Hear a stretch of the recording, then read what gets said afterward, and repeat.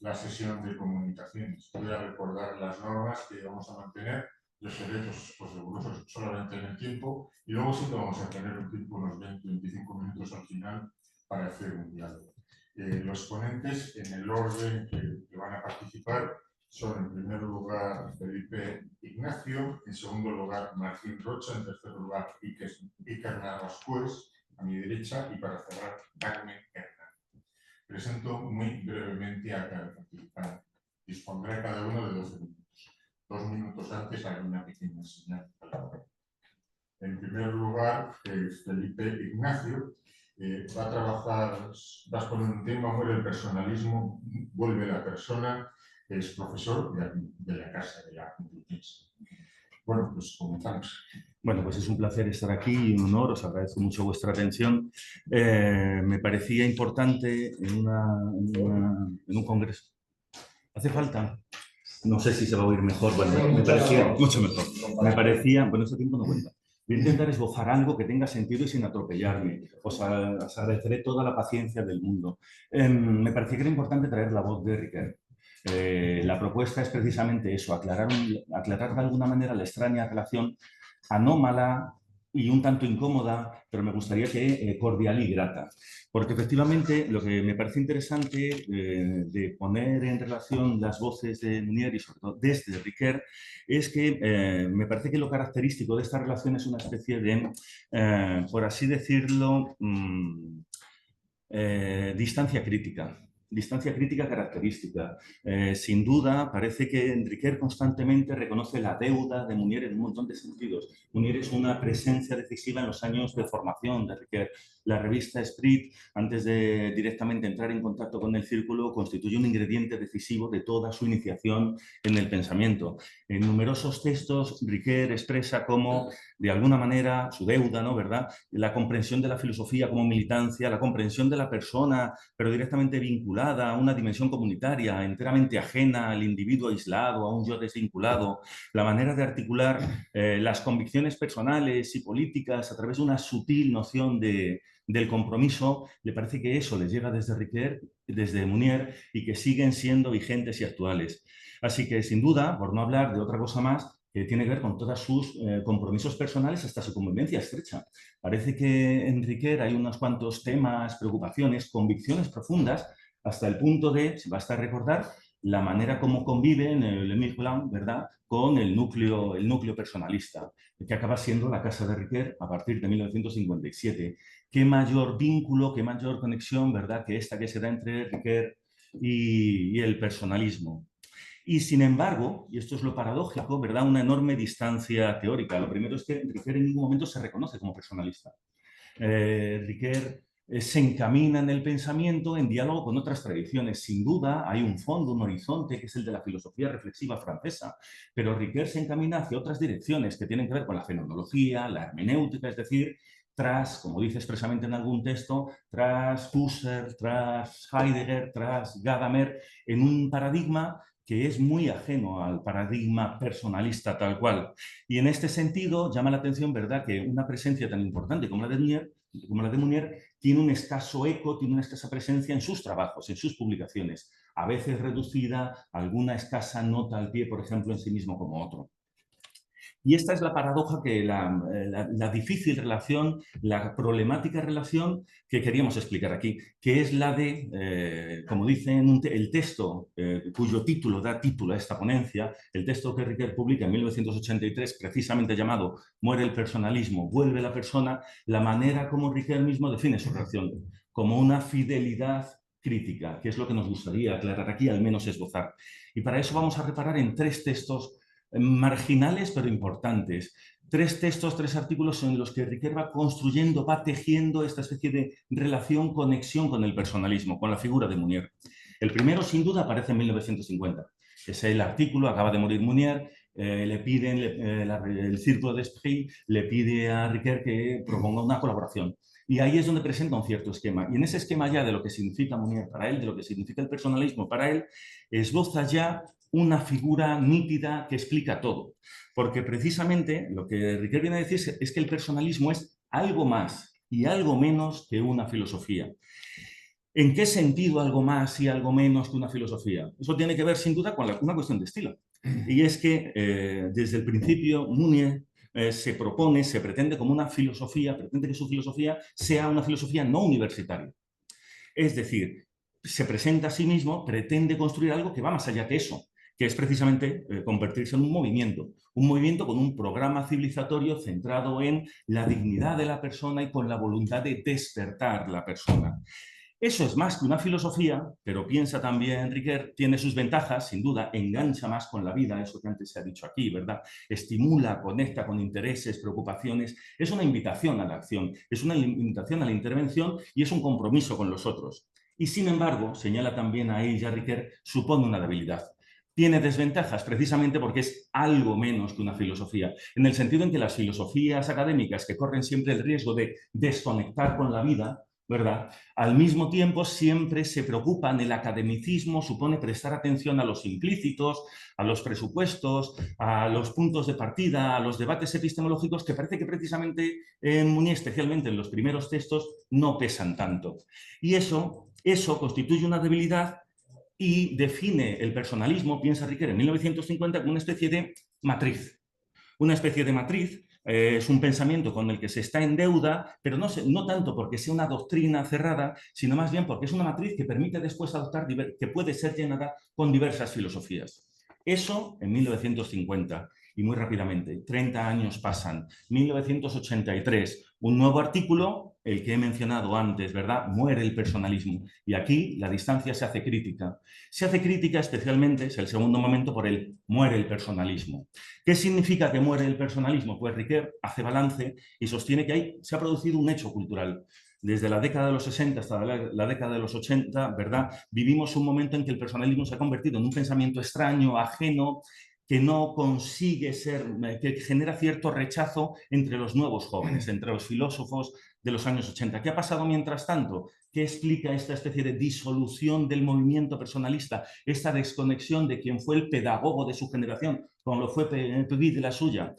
Pues fundamentalmente dos reproches que tienen que ver con esta debilidad teórica. El primero, que puestos a hablar de ismos, y en el momento en que el propio Munier se coloca el personalismo entre una de esas filosofías de la existencia, diríamos que en la batalla de los conceptos el personalismo pierde, piensa Ricoeur, pierde frente a otras propuestas teóricas más sólidas, más consistentes, existencialistas, y pierde también frente a otras propuestas más sólidas, más consistentes, marxistas.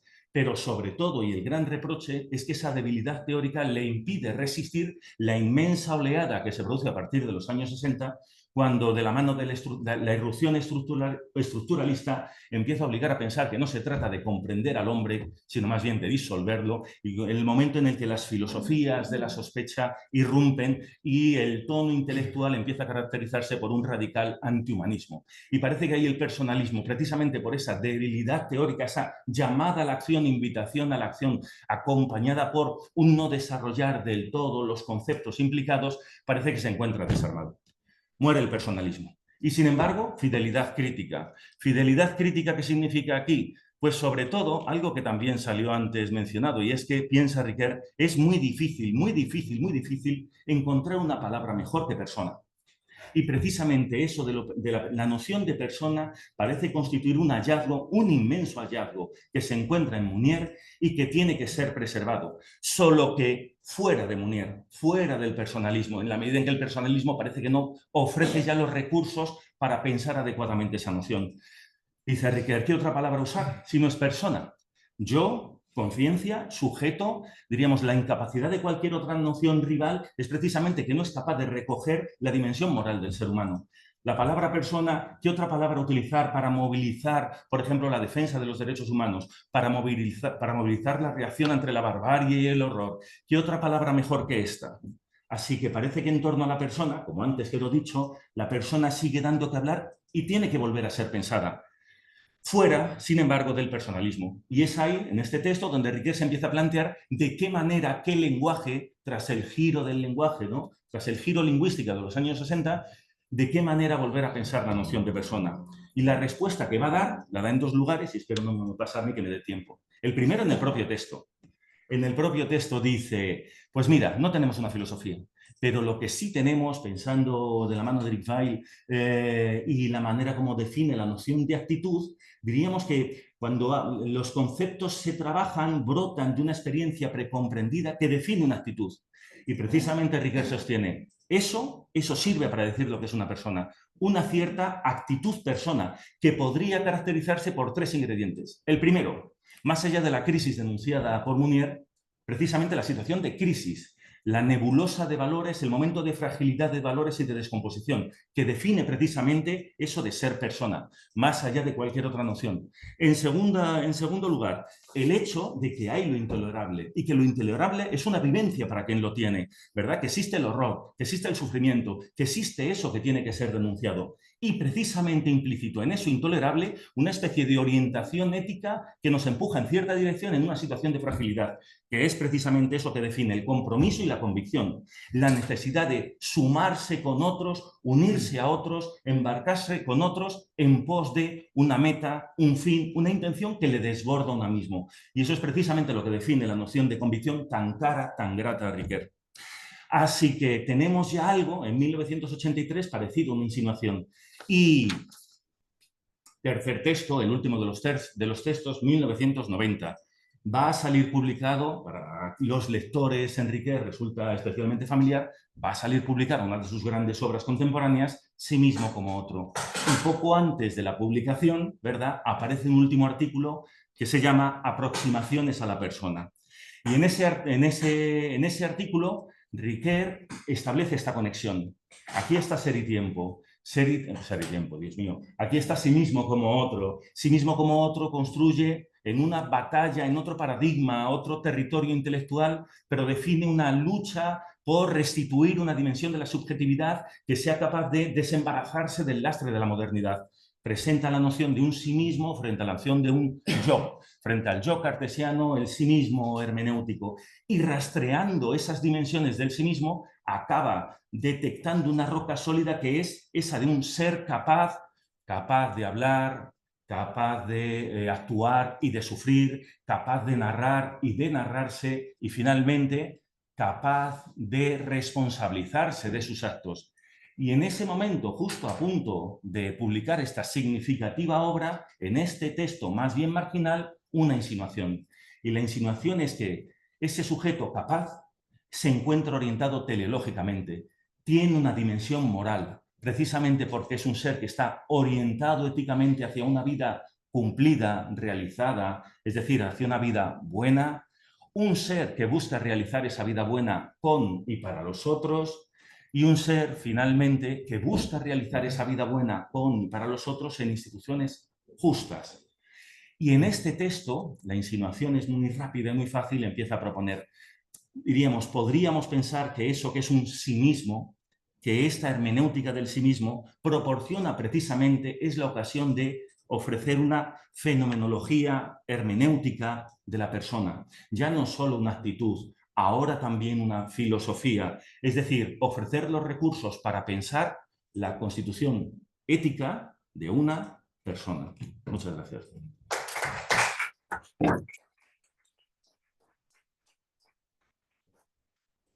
Muchas gracias, Felipe. A continuación, Martín Rocha va a hablar sobre ciudadanía, ética y libertad. Es profesor del INCADE, profesor de filosofía del derecho. Paso la palabra. Muchas gracias. Bueno, antes que nada, para mí es un honor estar aquí y debo decir que no me siento quien para hablar sobre Manuel Muñiz, pero más que la lectura de sus textos, lo que a mí me invita a estar aquí es su ejemplo de vida, su compromiso. Y por eso creo que es una deuda personal con lo que he aprendido de justamente su trayectoria vital. Bien, estas 3 nociones, ciudadanía, ética y libertad, las voy a tratar vinculando 2 corrientes. Una es el humanismo cívico, de lo cual se ha hablado con anterioridad, y por otra parte el personalismo comunitario. No me refiero al humanismo cívico tal cual lo trata Hans Baron en su famosa obra, ¿no es cierto?, que tiene una perspectiva más histórica, sino que lo veo desde una versión más contemporánea a la cual se han remitido 2 profesores, como es uno recientemente fallecido, como fue el profesor Alejandro Llanos, y Beatriz Irizar, ¿no? Y para ellos, el humanismo cívico lo entienden como una filosofía política que ofrece elementos conceptuales y operativos orientados a conferir un giro humanista en la configuración de la vida social. Parte para eso de una premisa fundamental: afirmar que las personas son los sujetos radicales de la política. Claro, y este concepto de persona, entonces a mí me permite vincularlo con el personalismo comunitario. ¿Cómo lo voy a vincular? El humanismo cívico tiene tres pilares fundamentales. El primero es la promoción del protagonismo de los ciudadanos como agentes responsables de la configuración de la política en la sociedad. El segundo pilar es la relevancia que se concede a las diferentes comunidades. Otro punto importante para vincularlo al personalismo comunitario. Y en tercer lugar, el valor que confiere a la esfera pública como lugar privilegiado para el despliegue de lo que se denominan las libertades sociales.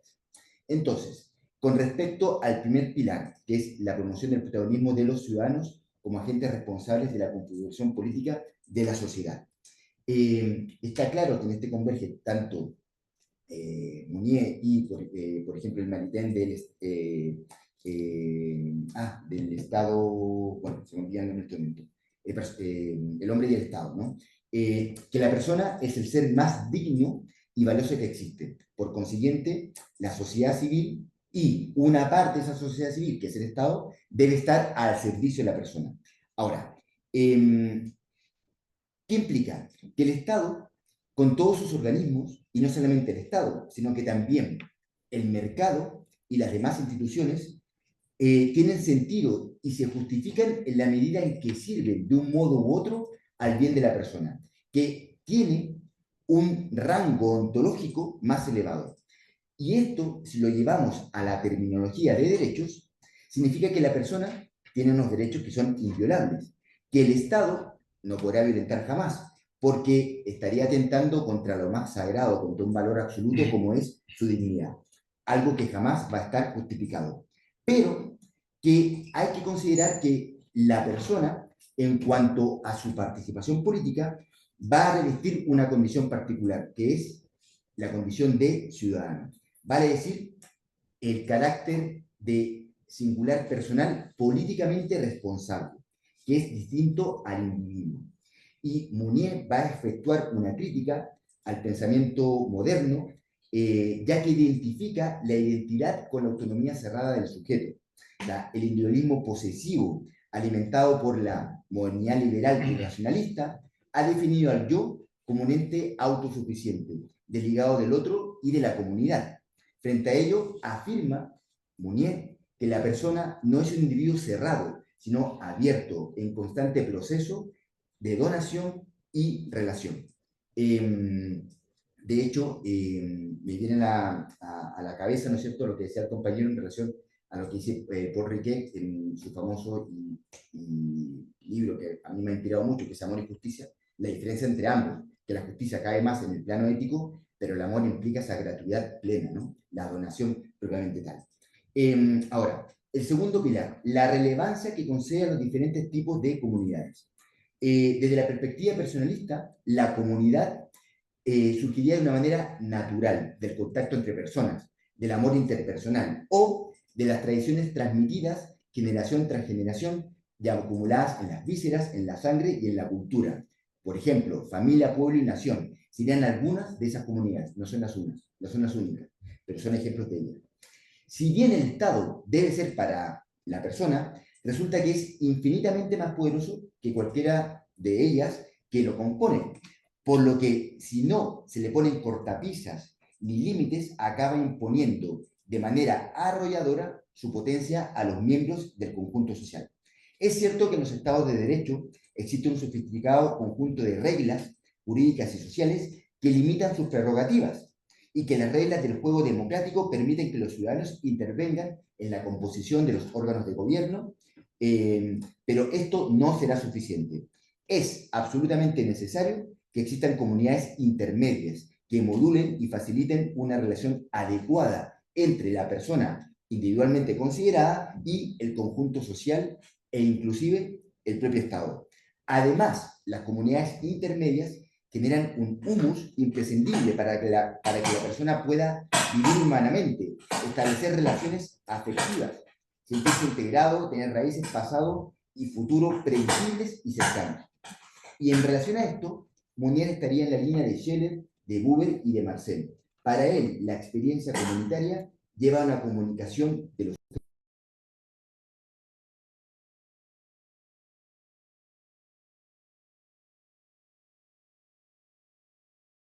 de adentrarse en el tercer fundamento que sostiene el humanismo cívico y el aporte del personalismo comunitario, vale decir, la libertad, el valor que se confiere en la esfera pública a la libertad y a un tipo de libertad que son las libertades sociales.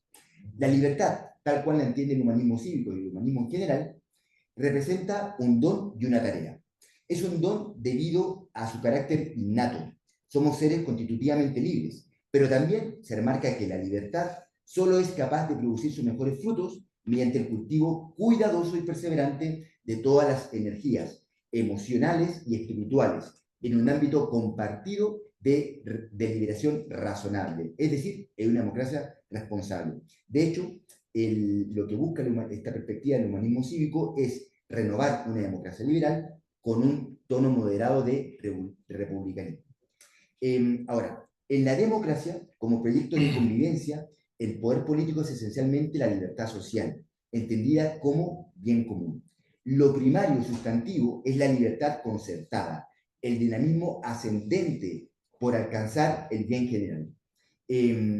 Para que tal organización de la libertad social en camino hacia el bien común pueda merecer el carácter de tal, para que pueda merecer el calificativo de democrática, ha de ser efectivamente una creación libre de los ciudadanos que deja abierto al ulterior ejercicio de la libertad, porque la libertad misma es expansiva, creadora de decisiones.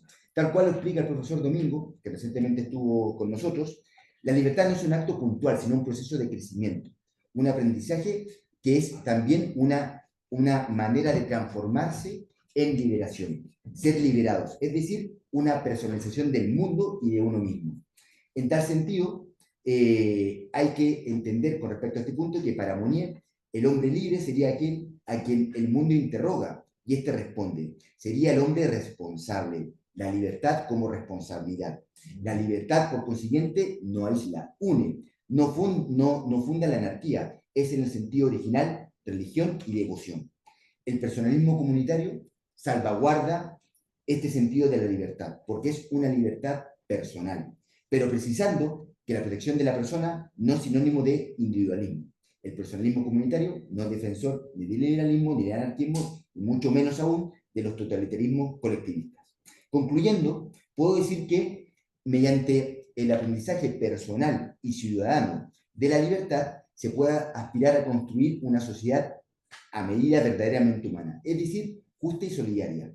Debe comprenderse que la libertad ajena, por consiguiente, no es una amenaza, ni es una condena.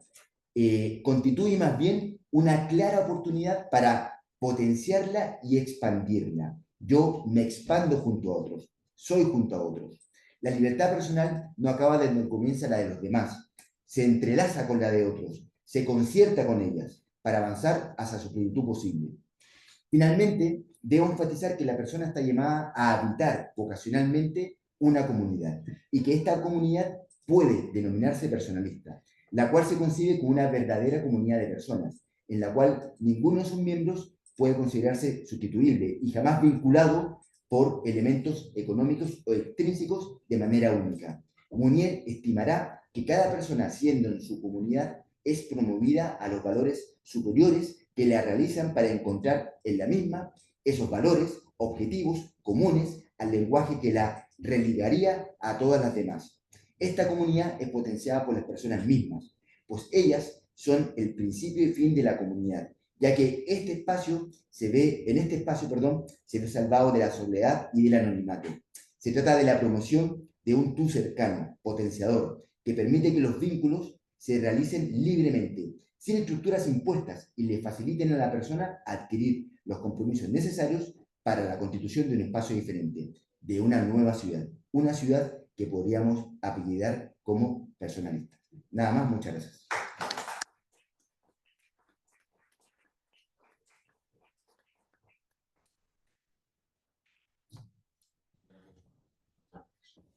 El tercer ponente a mi derecha es Iker Navascués,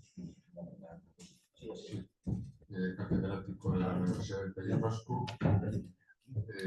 Su tema es liderazgo docente, hablará de Munier y de Bergson.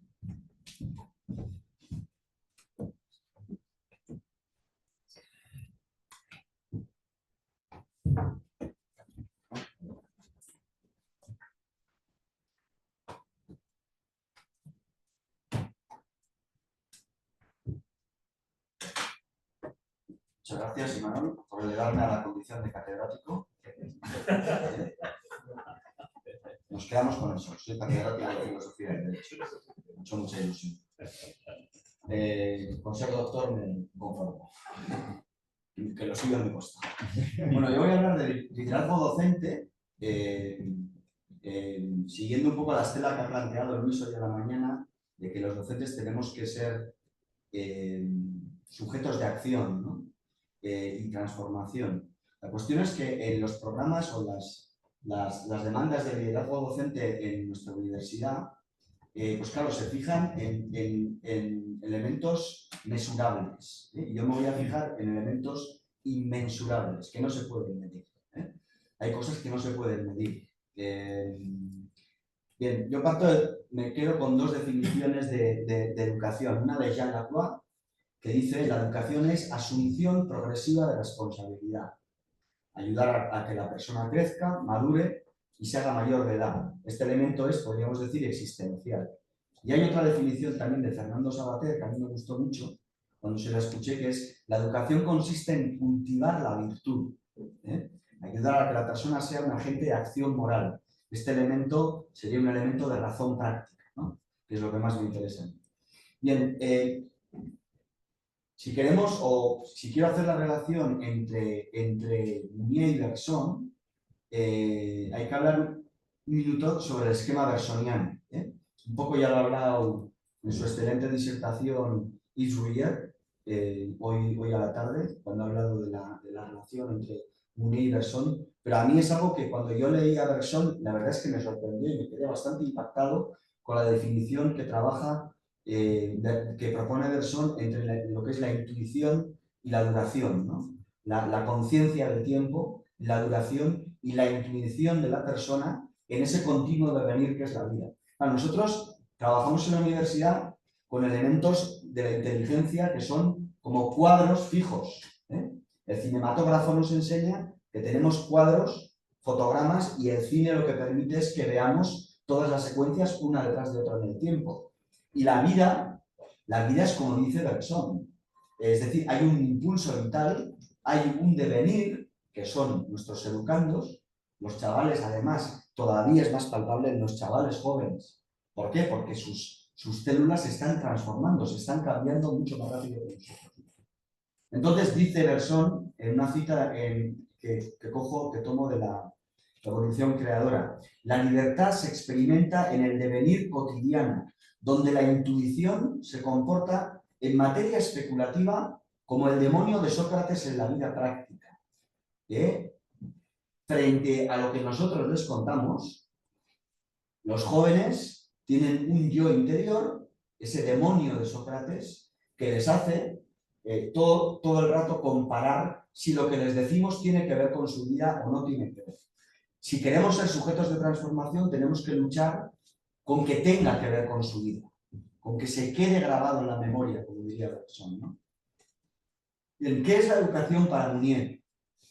Hay una influencia muy clara de la evolución creadora de Bergson sobre Munier, que se transmite, como también vuelvo a repetir, Yves lo ha comentado hoy a la tarde, por medio de Péguy y de Chevalier, ¿vale? Munier plantea un educando como existencia encarnada y temporal. Dice Munier: la facultad de decisión y de resolución que seamos capaces de transmitir al alumno, al educando, es la facultad central. El proceso de personalización, dice Munier, tiene dos dinámicas, una expansiva y otra de interioridad. Esto al preparar esta ponencia me acordé mucho de Hannah Arendt, ¿no? Cuando plantea la acción política y la vida privada y la acción política basándose en esa concepción aristotélica suya, ¿no?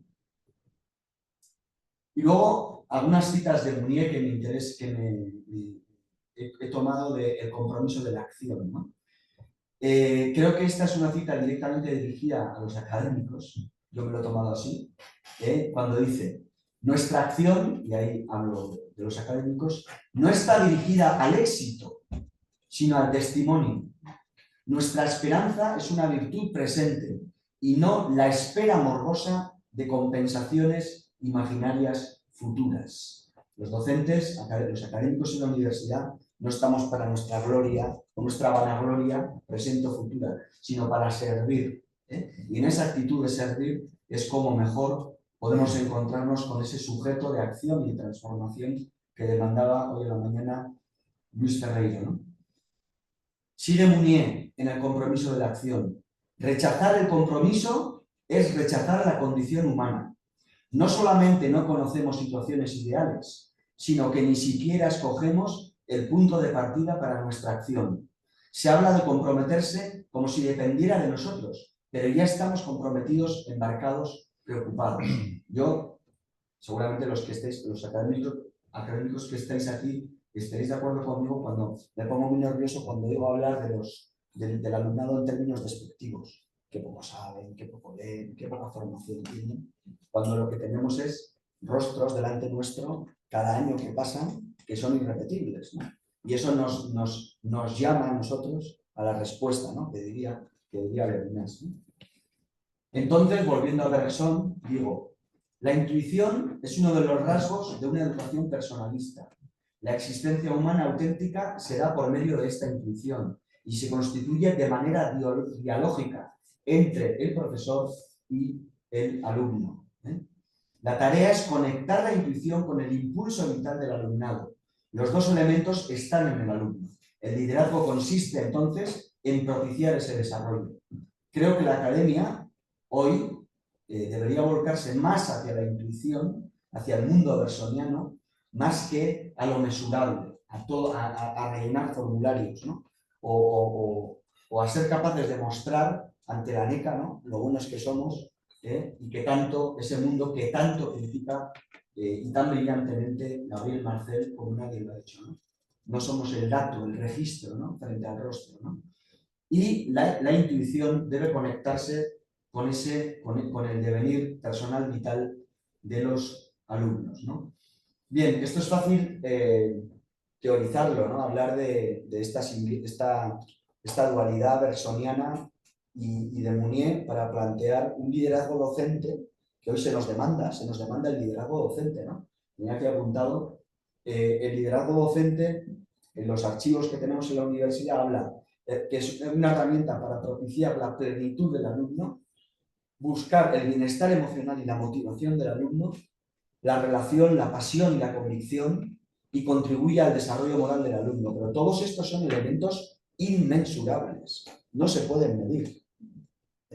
Y estamos en la paradoja de que se nos pide que midamos eso, ¿no? Con formularios y con registros. En fin, yo creo que la tarea de la educación, de la academia, es precisamente relacional y transformadora, ¿no? En esa línea, y se tiene que conectar con el impulso vital y la intuición. Y yo, para demostrar un poco, bueno, para mostrar un poco qué es lo que yo hago en mis clases desde hace un par de años, yo en filosofía del derecho, Martín aquí es colega y sabe de lo que hablo, al principio tenemos que hablar en nuestras clases de lo que es el concepto del derecho, ¿no? ¿Qué es el concepto del derecho? Entonces, yo lo explico con este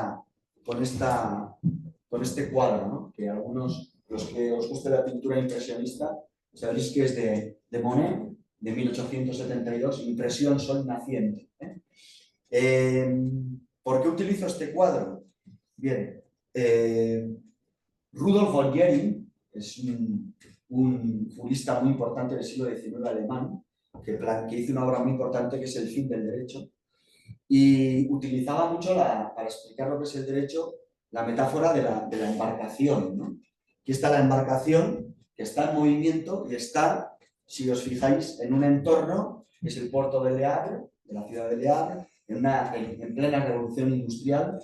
El impresionismo surge en una época donde la derecha francesa y la izquierda francesa están terriblemente enfrentadas. Por el caso Dreyfus, tenemos la primera y la segunda internacional obrera, tenemos los grandes cambios de la revolución industrial, es decir, tenemos todos los elementos de cambio de la sociedad y vemos una embarcación en el centro del cuadro, ¿no? Bien, eso sería el derecho. El derecho es una embarcación y nosotros, las personas que vamos encima de la embarcación, y la embarcación se dirige siempre hacia un rumbo determinado, ¿no?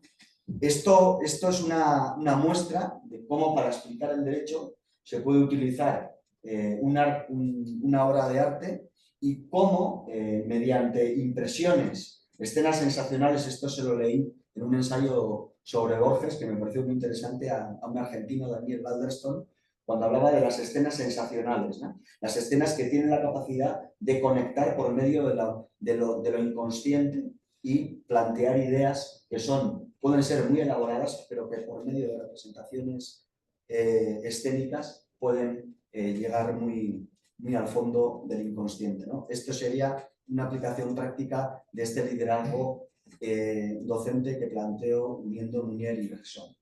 Muchas gracias.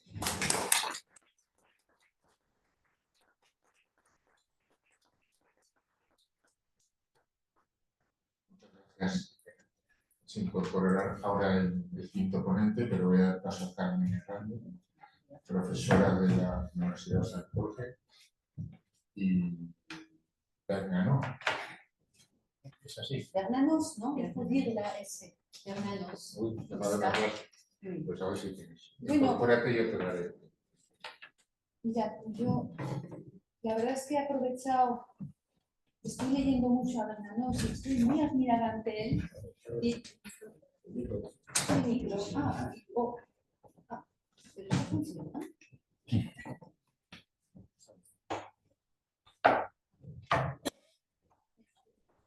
Bueno, pues decía eso, que he aprovechado pues entonces me tengo que acercar más. Que he aprovechado un poco la lectura que está haciendo de Bernanos y la lectura de Munier sobre Bernanos. Entonces voy a hablar de el Bernanos de la esperanza de los desesperados de Manuel Munier. L'Espoir des Désespérés aparece en el año 53, ¿se me va oyendo bien? Y está, bueno, en el tercer tomo de los Carnets de Route, publicado por Ediciones du Seuil. Esto es un poquito lo de menos. El texto se basa, es decir, aparece antes, el texto sobre Bernanos aparece antes que en el libro que acabo de citar. La esperanza de los desesperados lo escribe Munier pensando pues, en el mundo moderno, en la filosofía que se está gestando en un periodo eminentemente difícil, porque claro, hay que rehacer Europa. Y se había convertido ese rehacer Europa en la tarea fundamental tras las devastaciones de la guerra. Y en su trabajo, Munier tiene muy en cuenta a pensadores ateos, cuyas voces se estaban escuchando entonces, y pretendía además recuperar con ellos y desde ellos, además de otros, una esperanza agotada, pero no una esperanza de discurso, sino una esperanza viva y certera, y además con raíces en lo sobrenatural. Esta esperanza que extrae Munier de la obra del desesperado, entre comillas, Bernanos, esta sería la esperanza, perdón, lo estoy leyendo mal, que extrae del desesperado Bernanos frente a los otros desesperanzados del libro, porque los otros tres de los que habla, que van a ser André Malraux, Albert Camus, Jean-Paul Sartre y el existencialismo, no eran creyentes. Sin embargo, Bernanos sí lo es. Y además Bernanos era el único que en ese momento había muerto. Falleció el 5 de julio del 48. El autor de Diálogo de Carmelitas, que fue su última obra, pues dejaba libros con una honda impronta cristiana y abundantes referencias de carácter metafísico. Entonces, a juzgar por el contenido de La esperanza de los desesperados, Munier da la impresión de que conoce perfectamente la obra de Bernanos, es decir, cita de una manera muy natural a los personajes y probablemente también deja entender que le impresionó mucho la lectura de Bajo el Sol de Satán, que fue la primera novela que escribe Bernanos en el año 26 y que además impresionó muchísimo a los lectores, especialmente a los lectores cristianos. Bernanos se adentra en el mundo religioso con una profundidad admirable, con la que trata todo lo que concierne al alma, con una agudeza especial hacia la vida del interior, de los adentros. Se aventura narrando historias de fondo religioso y existencial protagonizadas por personajes que viven grandes contrastes y muchos de ellos clérigos. Bernanos presenta a estos sacerdotes como imagen del propio Cristo, pero no por las sagradas órdenes, por la opción sacerdotal recibida, sino porque son imagen de la humanidad, con sus luces y con sus sombras, de todos los seres humanos, sin excepción. Y luego también va a contar pues, un poco con la vocación especial de cada uno, pero existe la vocación personal, no tanto la vocación sacerdotal. Entonces, entre estos curas, entre estos sacerdotes, Bernanos habla del santo, del mediocre, del inestable y hasta de una especie de antisacerdote. Pues no sé, las figuras del padre Senabre, Chevans, el cura d'Américourt, el cura de campaña, el cura rural, el cura de Torcy, el abbé Donnissan, el cura Fenouil, bueno, en fin, por nombrar algunos de los más famosos. A todos los conoce muy bien Mounier. La figura del clérigo, además, remite a la infancia del propio Bernanos, su educación religiosa en colegios católicos e incluso en un par de seminarios, el de Notre-Dame-des-Champs en París y el de Saint-Célestin en Bourges. Y evoca también la presencia de Hermance, de su madre, que fue una mujer piadosa que acogía a los curas del entorno en la casa familiar de Fressin. Dice Mounier, no damos a lo sobrenatural lo que le corresponde. Lo dice así, no dice el peso, lo que le corresponde. Dice, con estas palabras del cura de Fenouil, que es un personaje de Monsieur Wynne, emprende Mounier una reflexión sobre la esperanza en la obra de Bernanos, señalando de entrada que para el novelista lo sobrenatural no es ninguna cuestión excepcional en la vida humana. No es una porción de fe reservada a prodigios o milagros, como parecen entender tantos cristianos, y mucho menos se trata de una especialidad literaria del propio Bernanos, sino que sería la fuente real de la que brota cualquier historia. Es decir, nada que tenga que ver con el ser, y más cuando el ser se refiere al ser humano, nada de eso prescinde de su carácter o de su raíz, mejor dicho, sobrenatural. Y así lo comprenderá el mismo Mounier cuando anota, esto cito a Mounier, dice, Bernanos no es ningún loco que se recrea en casos extraordinarios en los que el hombre se retuerce y gesticula bajo el efecto de una ardorosa llama interior. Hasta aquí la cita, sino alguien interesado seriamente en una fe central en su vida. El capítulo segundo de Bajo el Sol de Satán lleva por título La tentación de la desesperación. Probablemente fue pienso que sería lo que puede haber dado la impronta a Mounier de la lectura de Bernanos. Lo que le incita un poco a meter a Bernanos en este libro de la esperanza de los desesperados. Ya insisto en que es el único autor cristiano del libro. Bajo el Sol de Satán evoca la expresión del libro del Eclesiastés, bajo el sol, nada nuevo bajo el sol. Y claro, los seres humanos, como dice Emmanuel Falk, los seres humanos buscan vivir bajo el sol de Dios, pero a veces se hallan bajo el sol de Satán. Esto es una observación como digo, de Emmanuel Falk. Entonces, el escritor, en este caso Bernanos, trata de la desesperación humana, pero al mismo tiempo sabe de la existencia de la gracia, realidad sobrenatural que está muy presente en su obra. La gracia interviene en la vida de los personajes desesperados, diluyendo y fulminando la desesperanza. Mounier se interesa por el tema, preocupado como Bernanos por un resurgir espiritual de aquella maltrecha Europa de mediados del siglo XX, la posguerra. La gracia irrumpe de forma inesperada golpeando por la espalda, dice Mounier, a estas criaturas acosadas y generando en sus vidas un acontecimiento del que lo más relevante es la transformación de la desesperación en esperanza, por el surgir repentino de la luz en medio de las tinieblas, terribles tinieblas. Frente al acontecimiento de Mounier, presentado por el filósofo como maestro interior que orienta, es decir, el acontecimiento orienta y ofrece claridad en intervalos puntuales de la vida, el acontecimiento en Bernanos consiste en la irrupción inesperada de la gracia. La gracia obra entre bastidores, provocando una transformación en quien la recibe. El escritor, Bernanos, no cuenta con la psicología o con la ética, y dice Mounier que ni siquiera cuenta con la misma teología. Se diría que Mounier se lo reprocha un poco, esta especie de simplificación. Pero el acontecimiento de Bernanos remite siempre a esa luz divina y es siempre un toque de la gracia, que es el que hará escribir al cura de Campagne, el cura rural, supongo que todos lo habéis leído, al cura de Ambricourt, al final de su diario, todo es gracia, acogiéndose también a la expresión paulina. La figura de Bernanos, dos cositas sobre ella porque es bastante impresionante.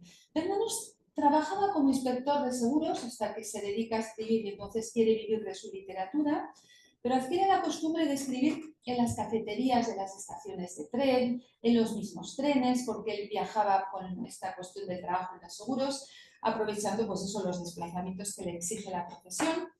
Le cuesta mucho escribir, pero lo hacía con unción y con una gran voluntad de verdad, también como con una misión, buscando dar sentido a cada palabra.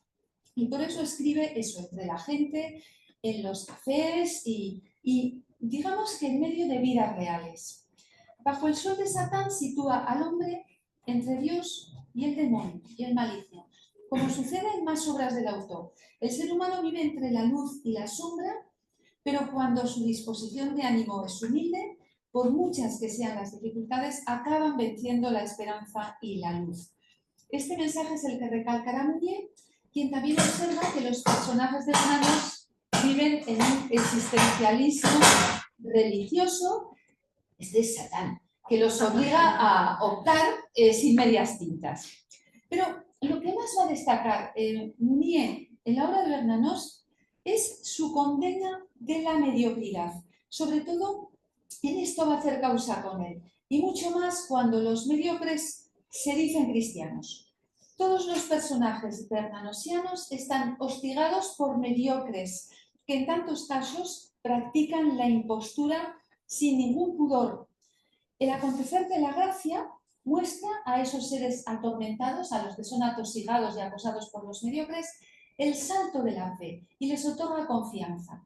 Entonces, hace así, lo voy a decir con palabras de Mounier, hace así realidad el afrontamiento valeroso del hombre libre que rechaza los fatalismos y obra por la libertad.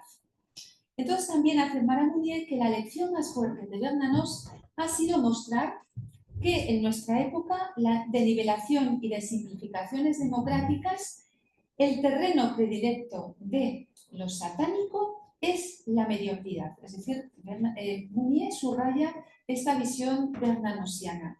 Y los dos autores se fijan, como ya he dicho, en los cristianos, de los que Mounier dirá que solo con temblor pueden mencionarse en este contexto. Y además se refiere al cristiano mediocre, Mounier, como más despreciable que cualquier otro, porque cae más bajo y además con todo el peso de la gracia recibida y por la verdad que sigue proponiendo, está abocado a la impostura. Hasta aquí la cita. La impostura es además el título de la segunda novela de Georges Bernanos.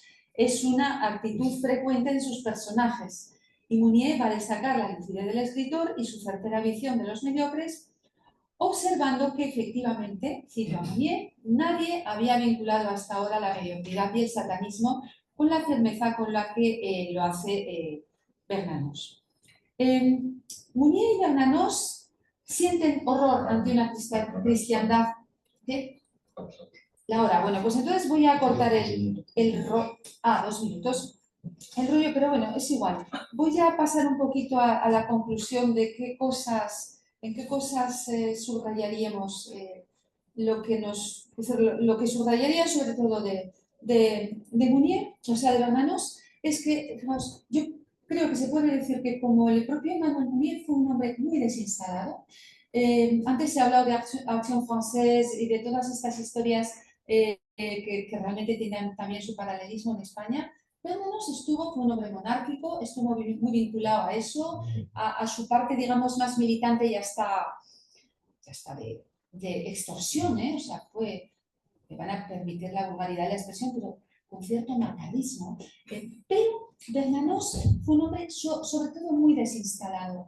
Después de la experiencia de la Guerra de España y también después de la experiencia sobre todo de la Primera Guerra Mundial que él vive, es un hombre que se acoge muchísimo a una libertad tremenda y a cierta anarquía. No sé si saben que Bernanos llega a vivir, se cambia de casa como 35 veces en su vida, llega a vivir en 5 países distintos, vive en España, pero por una cuestión, no porque lo manden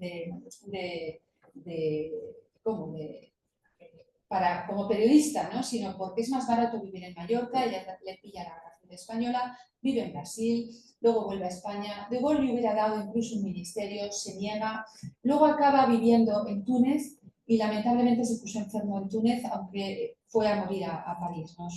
Entonces, yo recalcaría el tomarse en serio el cristianismo, la cuestión de su testimonio, el no permitir la mediocridad, especialmente en el mundo cristiano, y luego esa desinstalación de vida y esa libertad profunda que tanto le acerca al propio mundo. Pues hasta aquí, gracias por su atención.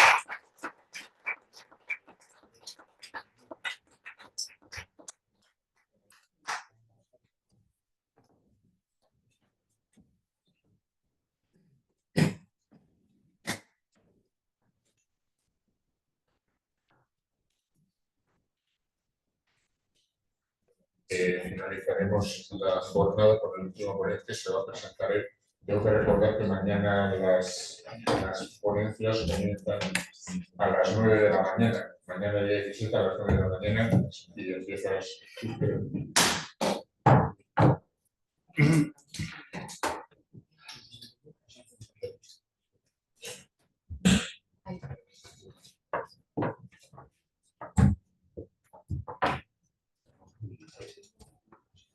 Buenas noches a todos.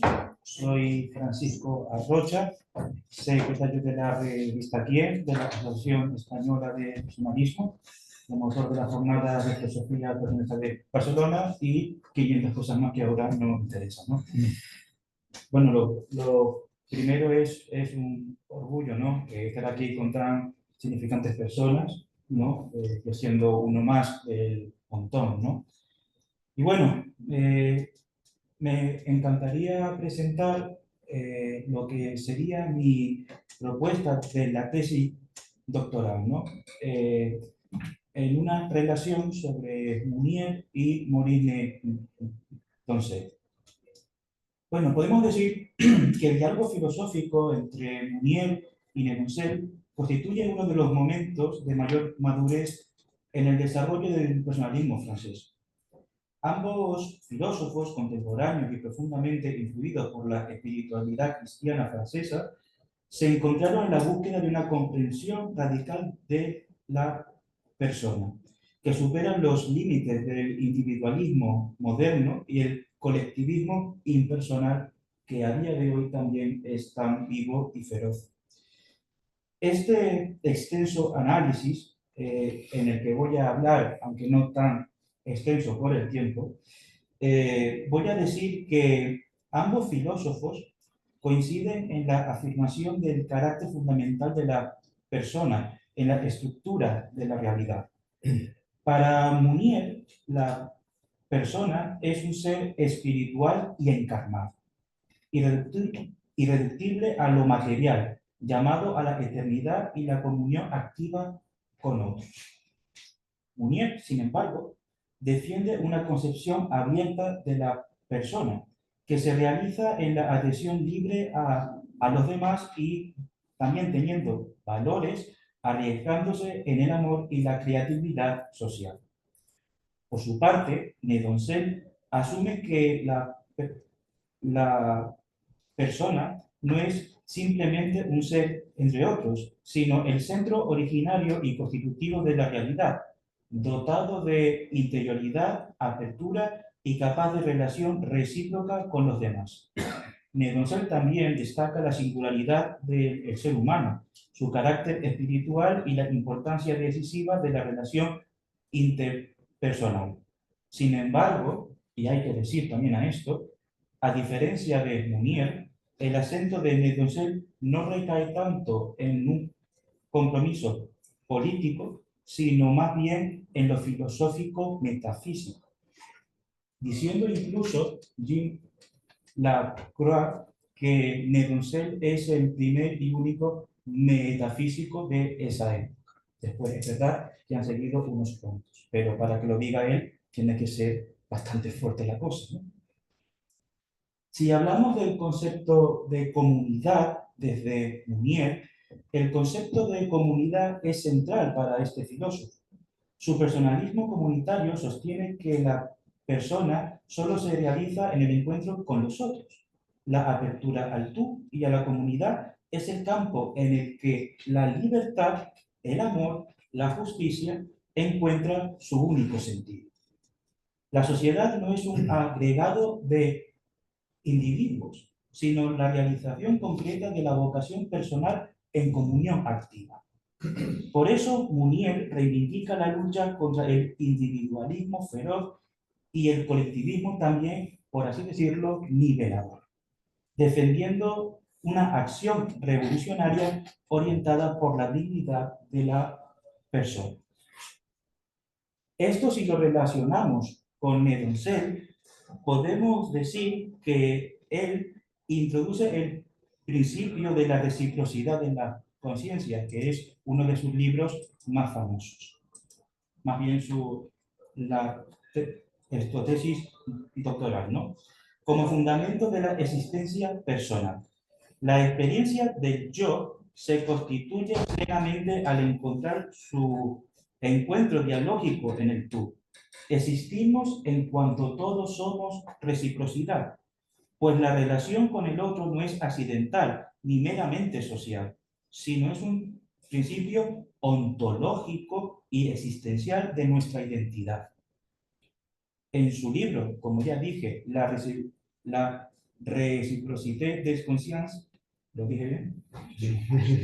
Medonsel desarrolla la idea de que la conciencia de nosotros mismos se perfecciona en la relación del amante, siendo el tú ideal percibido y promovido por el yo ideal, ¿en qué?